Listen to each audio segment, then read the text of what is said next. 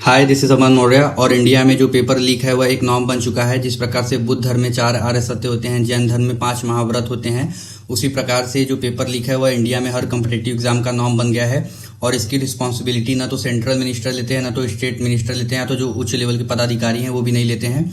तो मैं उनके लिए कुछ सुझाव देना चाहता हूं कि अगर तुम लोग चाहते हो कि पेपर लीक ना हो तो उसके लिए तुम कुछ चीज़ें कर सकते हो। जैसे कि तुम जो पेपर का शिफ्ट है उसको बढ़ा दो, पेपर को और शिफ्ट में लो, और जो सेंटर है उसको स्पेसिफिक रखो, और उस सेंटर की जिम्मेदारी होगी अगर किसी प्रकार से पेपर लीक होता है, क्योंकि पूरा पेपर के पास ही जिम्मेदारी होगी। और उसके बाद जो प्रिंटिंग करते हैं पेपर का, तो तुम प्रिंटिंग के लिए एक सरकारी कंपनी बनाओ, और उसमें जो प्रिंटिंग का जहाँ पे डिपार्टमेंट बनेगा किसी भी जिले में, तो वो जो डिपार्टमेंट का जो भी रहेगा मुखिया रहेगा, उसकी जिम्मेदारी होगी अगर वहाँ से प्रिंटिंग में कोई गड़बड़ी होती है। तो इससे हम पेपर के लीक को प्रारंभिक स्तर पर रोक सकते हैं। उसके बाद जो हम देखते हैं क्लासरूम में पेपर लीक होता है, उसके लिए तुम ये कर सकते हो कि सीसीटीवी कैमरे को इंस्टॉल करो हर क्लासेस में जहाँ पे पेपर हो रहे हैं, और फिर कोई भी स्टूडेंट जो कि उस एग्जाम को दे रहा है वो अपने आईडी से लॉगिन करके एग्जाम देने के बाद हर सेंटर को, जो भी सेंटर को देखना चाहता है, जिस भी क्लासरूम को देखना चाहता है, वो वहाँ की कैमरे की रिकॉर्डिंग को देख सके, ताकि उसको तसल्ली हो सके कि कहीं पे भी नकल नहीं हुआ है।